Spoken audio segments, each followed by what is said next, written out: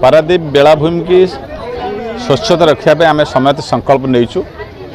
100 शासन दिवस अवसर में समस्त पारादीप स्वच्छता और सचेतनता आम कार्य करुचु।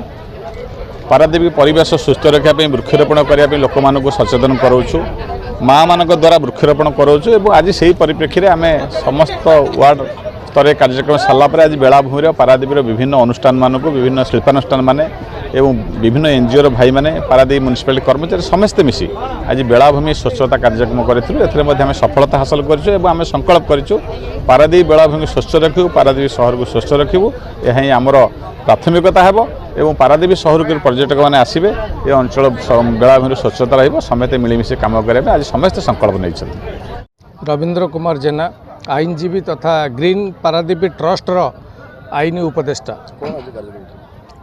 आज जो 2024 स्वायत्त शासन दिवस उपलक्षे पारादीप म्युनिसिपालिटी जो अभियान करिछि समुद्र बेलाभूमि सफाई कार्यक्रम से कार्यक्रम रे से अनुष्ठान बा सरकारी अनुष्ठान आमको कल निमंत्रण करता एवं पारादीप जेतक रजिस्टर्ड स्वेच्छासेवी संगठन विभिन्न एसोसिएशन एवं एनसीसी विभिन्न प्रकार कोस्टगार्ड समस्त मिलित जे समुद्र बेलाभूमि पर्यटन स्थली मान्यता पाई बेले एवं तार आउरी किसी कार्यक्रम रही आम से परिप्रेक्षी में सफाई कार्यक्रम सुंदर स्वच्छ एवं निर्मल एवं ग्रीन ये 3टा 4टा 5टा को पाथेय करी पारादीप म्युनिसिपालिटी अभियान रे आम आज सामिल होइछु।